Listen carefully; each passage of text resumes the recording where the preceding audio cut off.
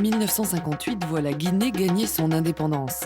C'est l'époque des grands ballets révolutionnaires et le djembé, d'instrument traditionnel, se transforme alors en instrument de spectacle. C'est ce que nous raconte Bailo Telivel Diallo, actuel directeur national de la culture de Guinée.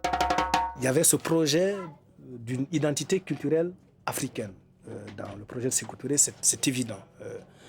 Et pour ce faire, le moyen, c'était le Festival culturel national. Et comment s'organisait le Festival culturel national? C'est qu'on demandait à ce que chaque village, qui était en même temps une structure de base du parti, ait sa troupe. Et il y avait des compétitions entre les villages d'un même district.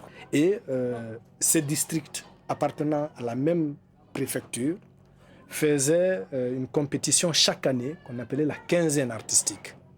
Et la quinzaine artistique faisait donc compétir ces différents districts-là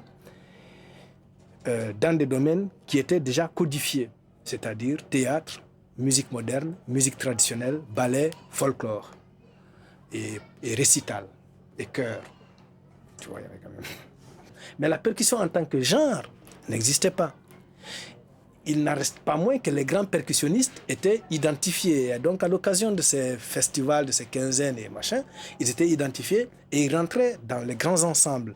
Et quand tu arrivais dans les ensembles nationaux, alors là, c'était carrément des fonctionnaires qui étaient payés par la fonction publique guinéenne et qui faisaient leur métier d'artiste, donc de percussionniste.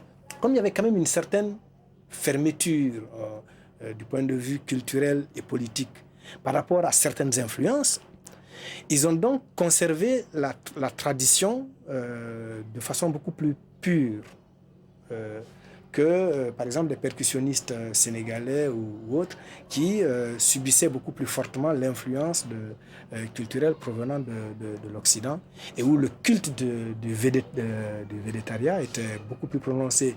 Et donc, il y avait un soliste, tandis que quand tu vois les groupes de percussion jusqu'aujourd'hui, à part un phénomène comme Mamadi Keïta, justement, qui a séjourné en Occident, où il y a une meilleure répartition des rôles dans un ensemble qui est vraiment un ensemble de percussions où la vedette n'existe pas. Il y a bien sûr des solistes de talent, mais ce n'est pas pour autant qu'ils sont des grosses vedettes.